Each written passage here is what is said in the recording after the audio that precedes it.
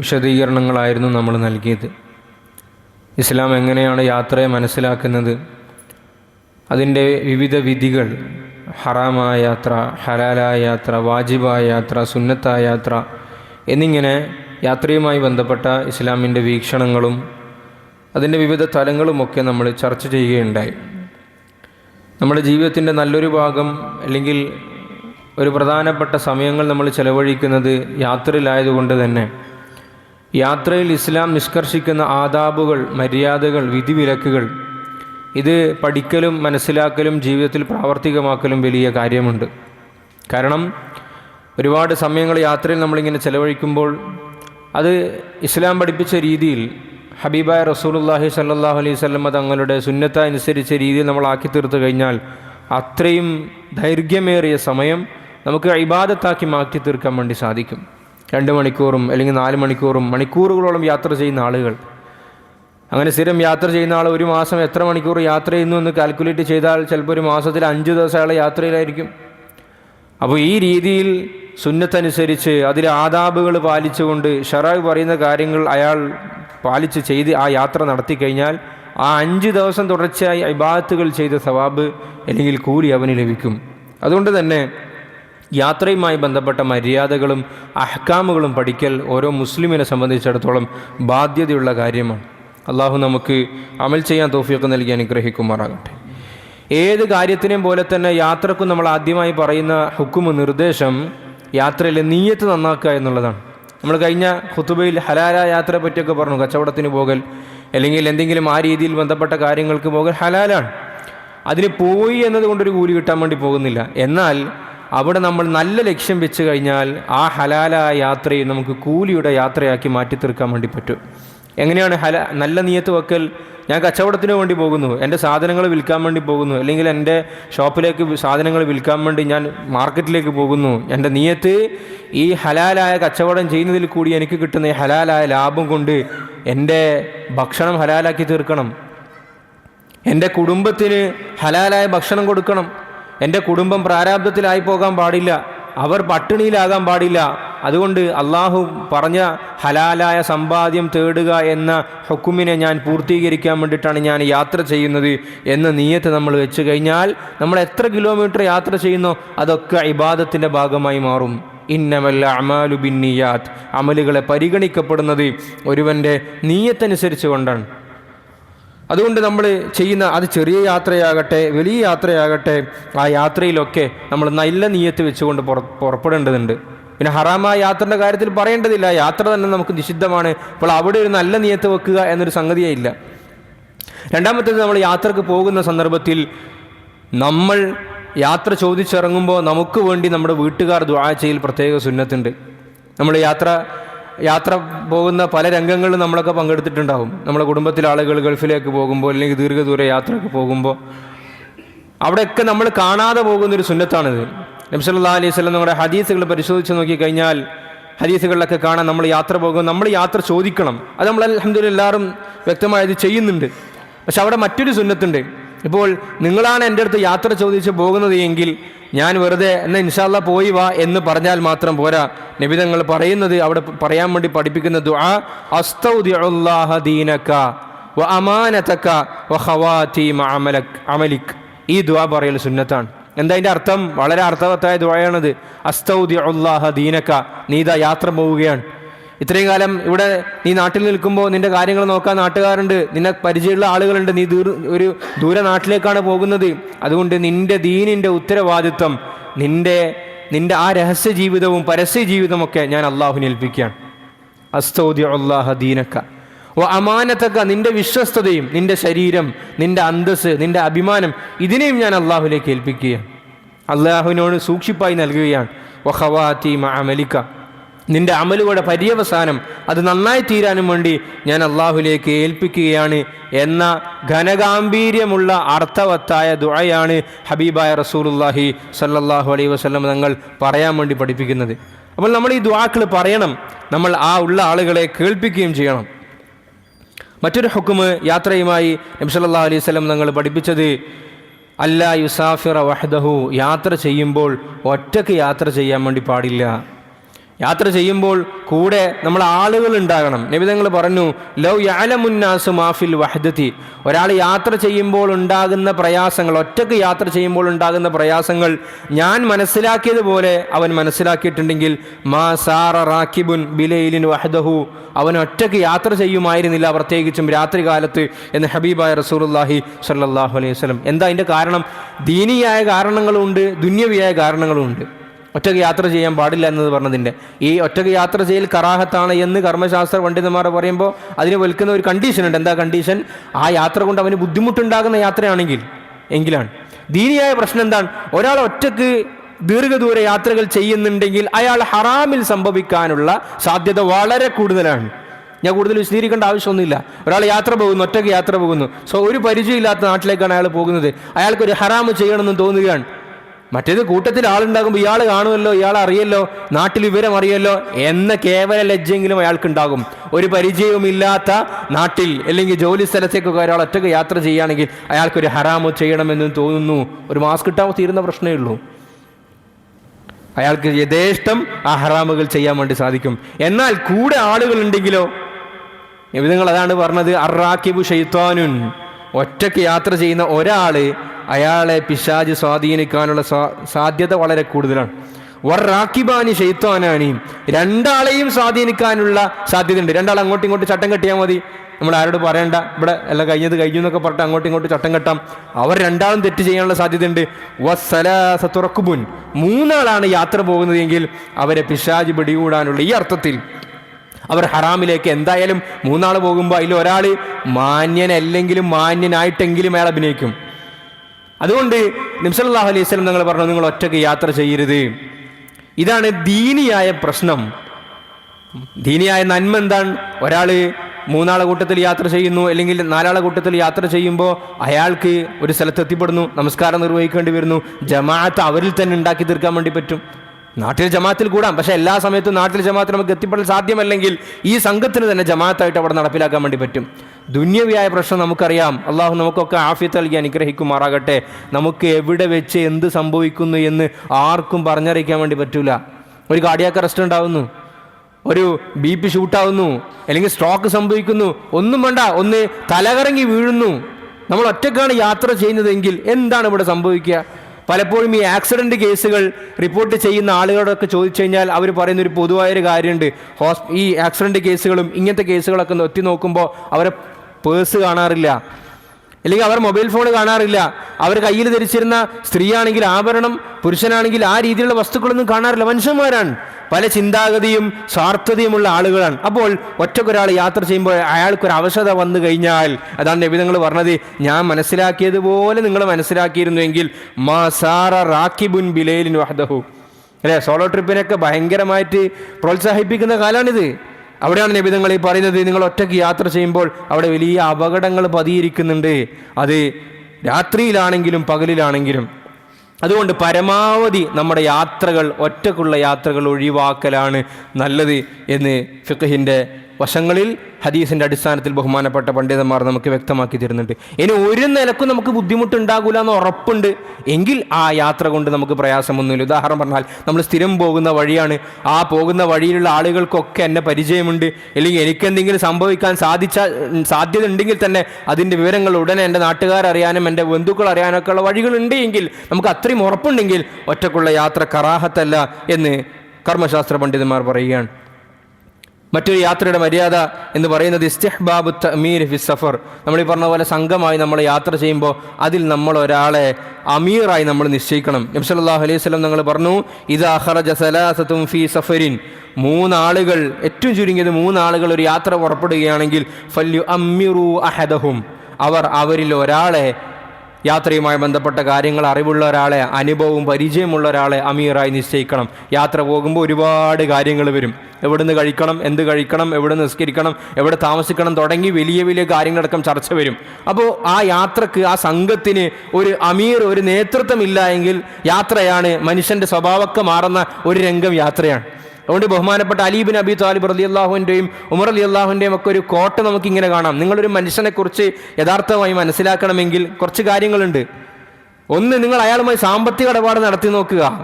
അപ്പോൾ അയാളുടെ അന്തസ്സും അയാൾക്ക് എത്രമാത്രം മൂല്യമുണ്ട് എന്ന് മനസ്സിലാവും. ഭയങ്കര ആദർശവും പ്രസംഗിക്കുന്ന അല്ലെങ്കിൽ നന്മമരങ്ങളൊക്കെ ആയിട്ടുള്ള ആളുകളുമായിട്ട് നിങ്ങൾ ഫിനാൻഷ്യൽ ഡീലിംഗ് നടത്തി നോക്ക്, അയാളെ തനിക്കോളം പുറത്തേക്ക് ചാടും. രണ്ടാമത്തെ അയാളെ കൂടെ യാത്ര ചെയ്താൽ മതി. ഒന്ന് റെഡ് സിഗ്നലായി അല്ലെങ്കിൽ ട്രാഫിക്കിൽ പെട്ട് കഴിഞ്ഞാൽ അയാൾക്ക് എത്ര ആങ്കർ ഉണ്ടെന്ന് മനസ്സിലാവും, അയാൾക്ക് എത്രമാത്രം സ്വബറുണ്ടെന്ന് മനസ്സിലാകും. അയാളെ ഓവർടേക്ക് ചെയ്തിട്ട് ഒരു വണ്ടി പോയാൽ മതി മനസ്സിലാകും. ട്രെയിനിൽ റഷായാൽ മതി ഇയാളെ സ്വഭാവം മനസ്സിലാവും. അപ്പോൾ യാത്രയിൽ കൂടി ഒരു നല്ല മനുഷ്യന്മാരുടെ പോലും സ്വഭാവം പരിശമാകുന്ന ഒരു ഘട്ടമാണ് യാത്ര. ആ യാത്ര സംഘമായിട്ട് നിങ്ങൾ പോകുമ്പോൾ ആലോചിക്കും, ആ സംഘത്തിനെ നിയന്ത്രിക്കാൻ ഒരാളില്ലെങ്കിൽ വലിയ അപകടങ്ങൾ ഉണ്ടാവും. അതുകൊണ്ട് നബി തങ്ങൾ പറഞ്ഞു, നിങ്ങൾ യാത്ര പോകുമ്പോൾ ഫല്യു അമ്മിറു അഹദഹും, അവരിൽപ്പെട്ട ഒരാളെ അവർ അമീറായി നിശ്ചയിക്കണം എന്ന് ഹബീബുന റസൂലുള്ളാഹി സ്വല്ലല്ലാഹു അലൈഹി വസല്ലം തങ്ങൾ പറയുകയുണ്ടായി.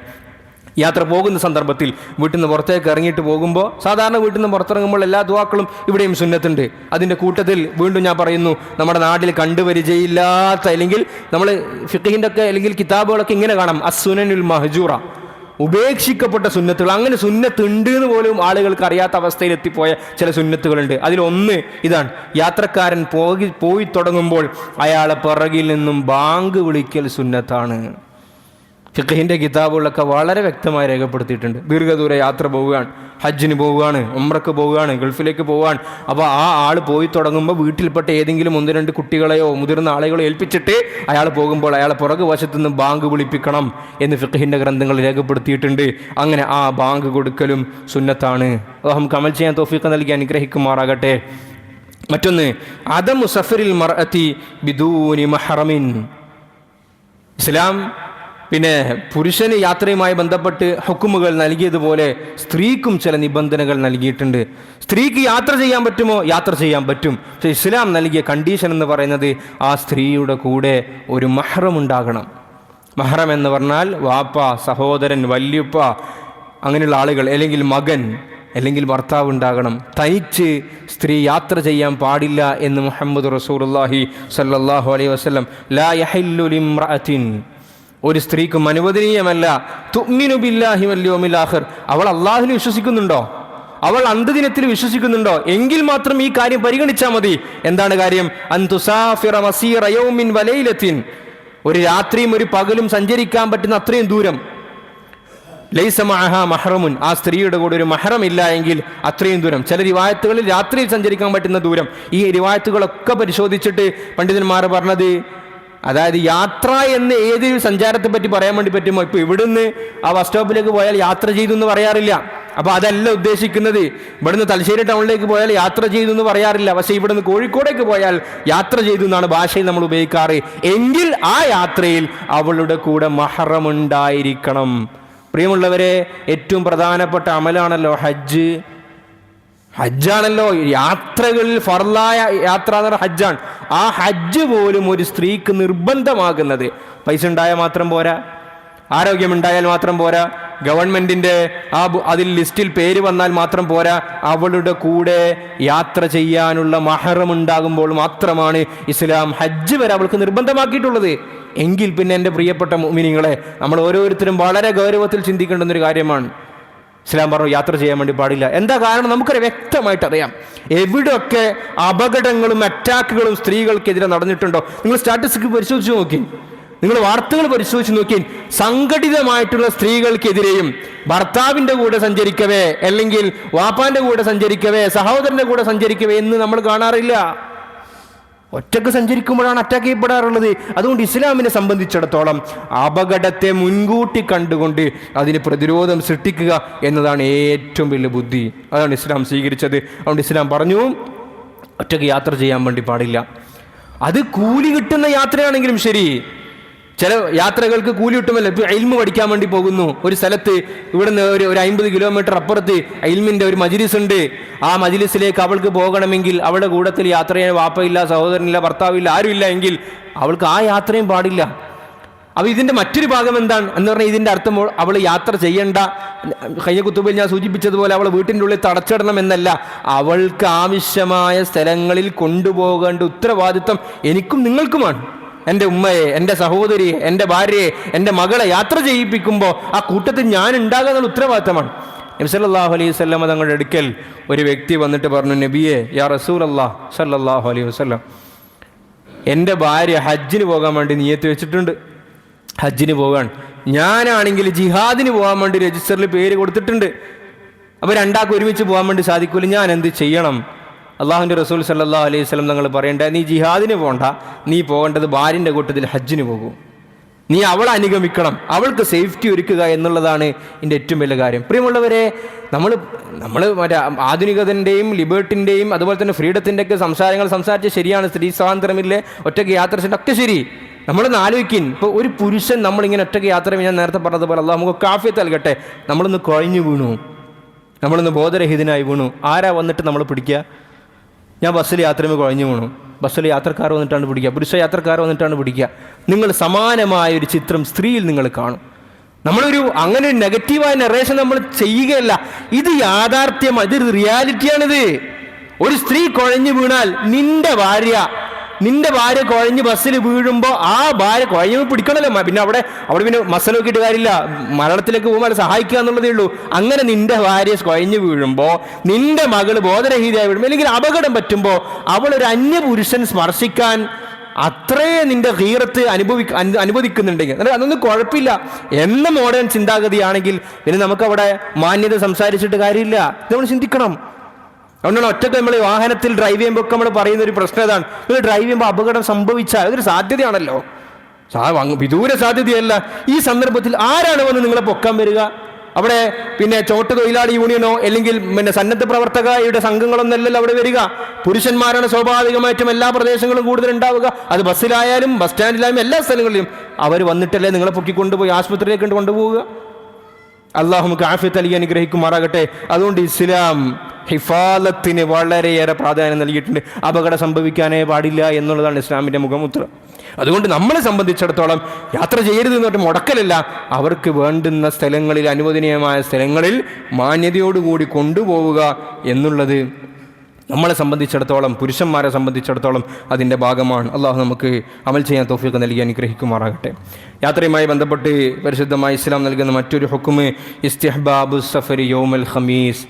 ഏത് ദിവസം യാത്ര ചെയ്യണം? എല്ലാ ദിവസവും യാത്ര ചെയ്യാം.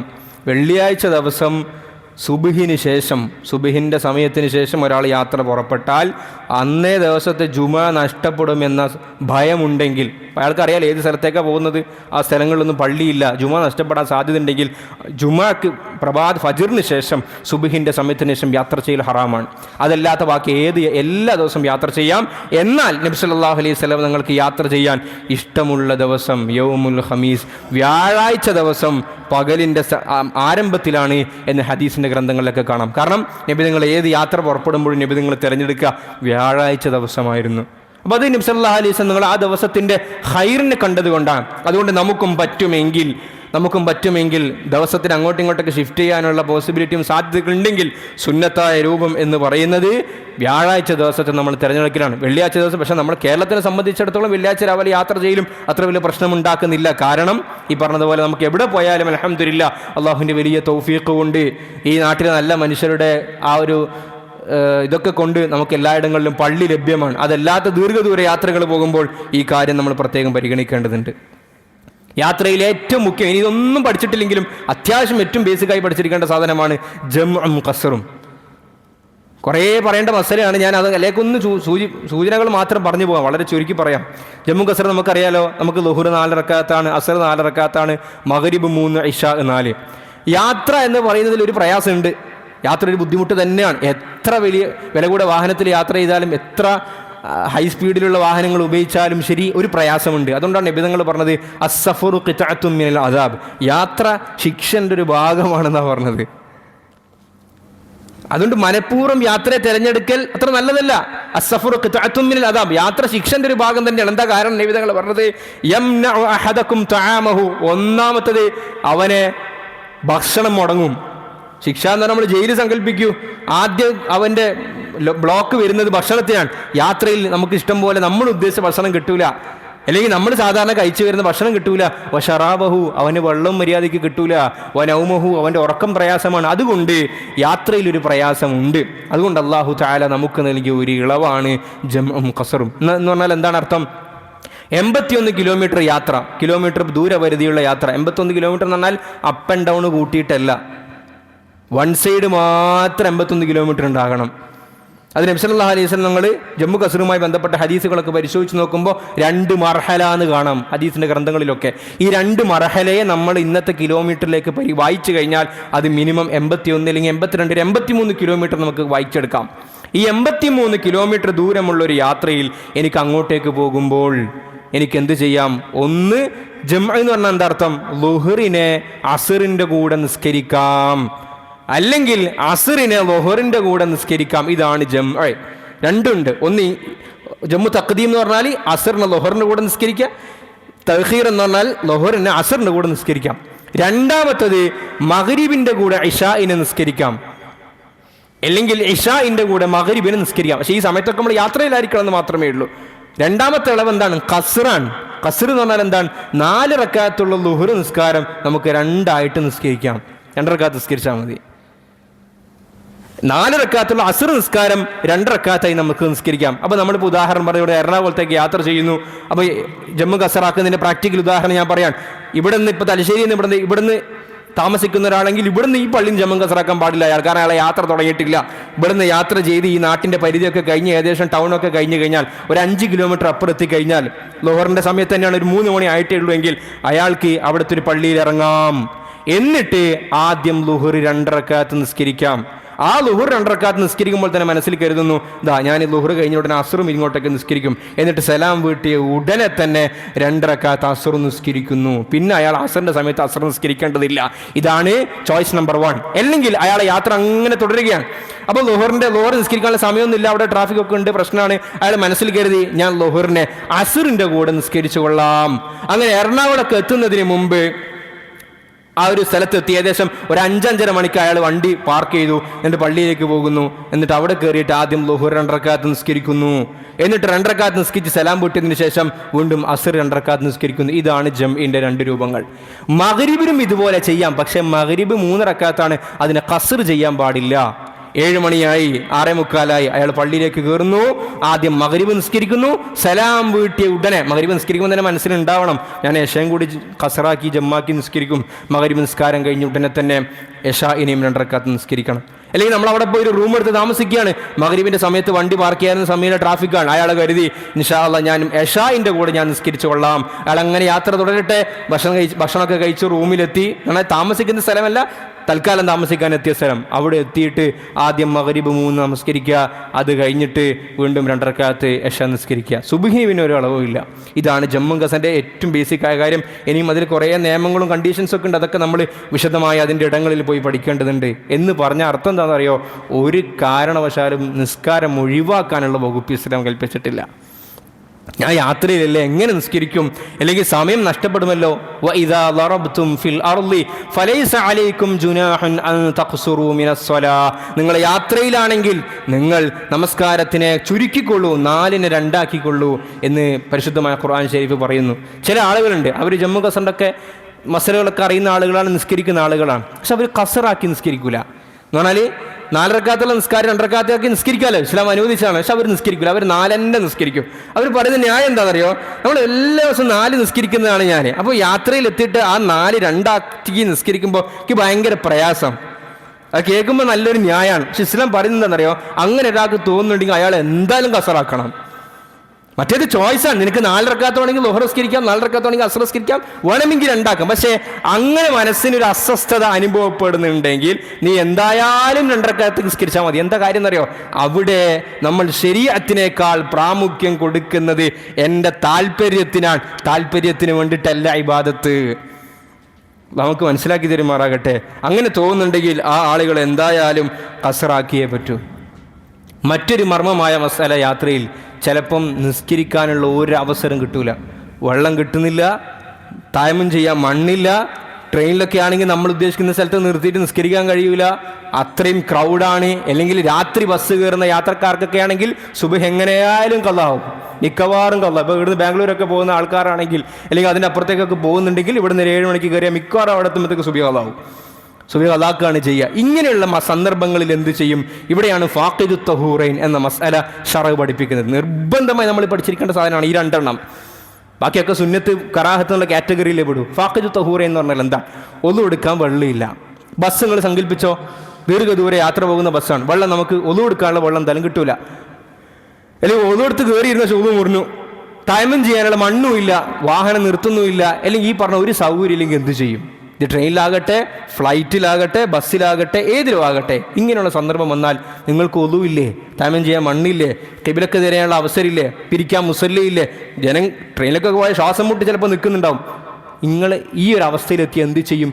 നിങ്ങൾക്ക് ആ സമയത്ത് എങ്ങനെ നിസ്കരിക്കാൻ പറ്റുമോ അങ്ങനെ നിസ്കരിക്കാം.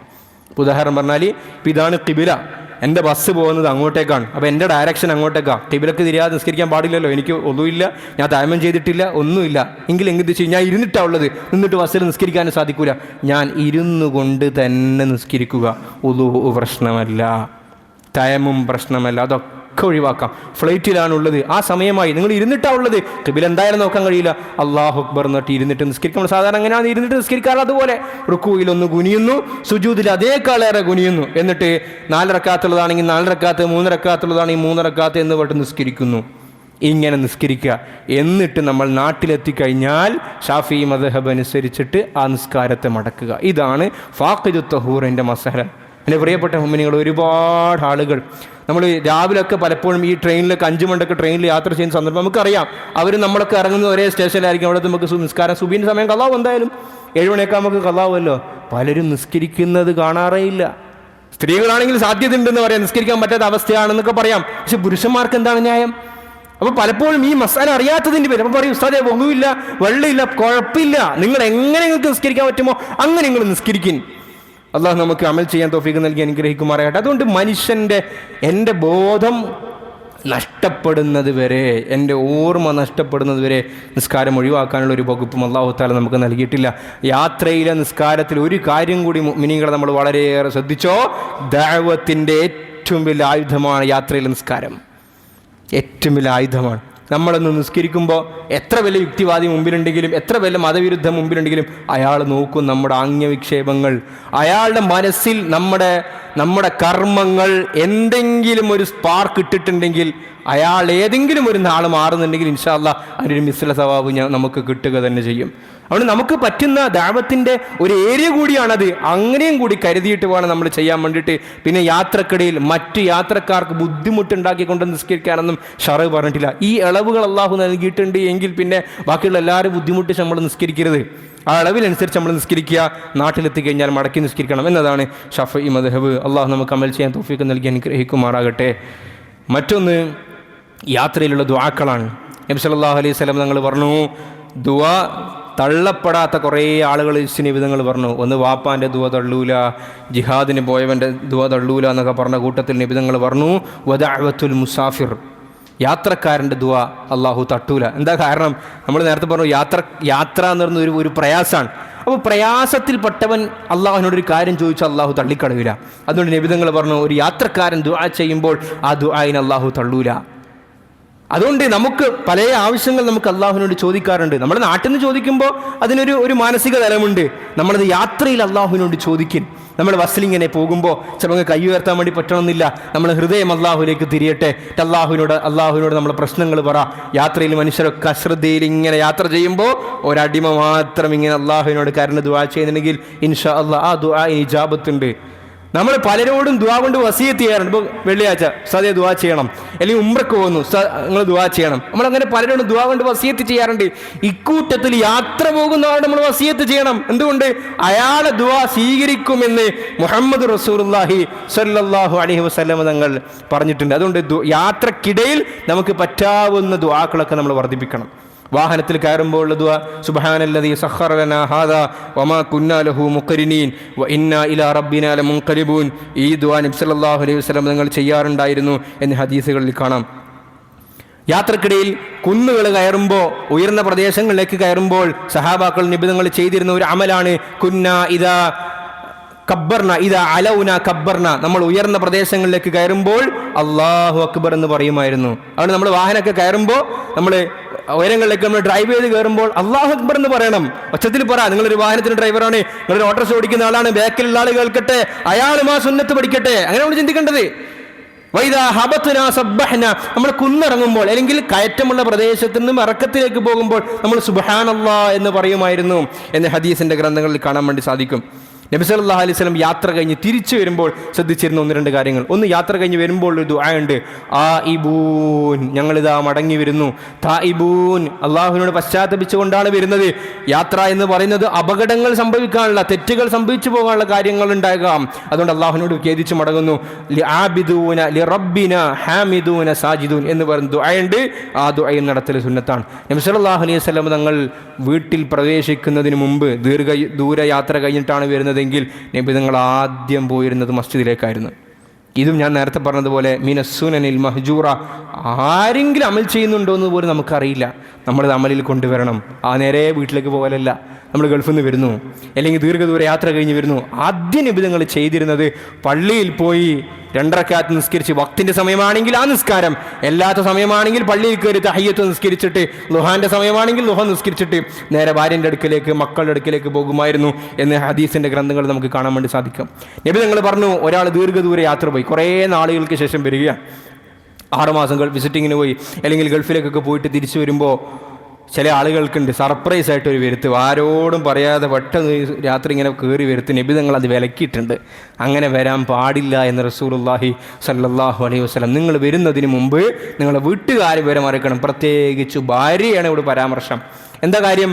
ഭാര്യ എന്ന് പറയുമ്പോൾ സ്ത്രീയാണ്. അവൾ വീട്ടിലുള്ള അവസ്ഥ എന്ന് പറഞ്ഞാൽ ചിലപ്പം പ്രത്യേകിച്ച് അണിഞ്ഞൊരുങ്ങുകയോ വസ്ത്രത്തിൽ അത്ര ശ്രദ്ധിച്ചിട്ടുണ്ടാവില്ല. അപ്പോൾ നീ കുറേ കാലം കഴിഞ്ഞിട്ട് അല്ലെങ്കിൽ ഞാൻ കുറേ നാൾ കൂടിയിട്ട് വീട്ടിലേക്ക് പോകുന്നു, എൻ്റെ ഭാര്യ കാണുന്നതൊക്കെ ആഗ്രഹിച്ചായിരിക്കും ഞാൻ പോകുന്നുണ്ടാവുക. അപ്പം എൻ്റെ മനസ്സിലൊരു സങ്കല്പം ഉണ്ടാകും, ഇവളാണെങ്കിൽ ഒരുങ്ങുകയൊന്നും ചെയ്തിട്ടില്ലെങ്കിൽ അത് മാനസികമായ അകൽച്ചക്ക് കാരണമാകും. അതുകൊണ്ട് നബി തങ്ങൾ പറഞ്ഞു, നീ യാത്ര ചെയ്ത് തിരിച്ചു വരുമ്പോൾ, ഡെയിലിയുള്ള യാത്രയല്ല കേട്ടോ ഈ പറയുന്നത്, ഒരുപാട് നാളുകൾക്ക് ശേഷമൊക്കെ വരുമ്പോൾ ഒന്ന് നീ അറിയിച്ചിട്ട് പോകണം, അറിയിക്കാതെ പോകരുത്.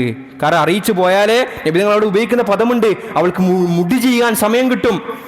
അവൾ ഒരുപാട് നാളെ ശേഷമാണ് ഭർത്താവിനെ കാണുന്നത്, അതിനുവേണ്ടി അണിഞ്ഞൊരുങ്ങാനുള്ള ഒരു അവസരം കിട്ടും എന്ന് ഹബീബുന റസൂലുള്ളാഹി സ്വല്ലല്ലാഹു അലൈഹി വസല്ലം തങ്ങൾ പറയുണ്ടായി. ഫിഖ്ഹിന്റെ അടിസ്ഥാനത്തിൽ ഒരു കാര്യം കൂടി മനസ്സിലാക്കാം.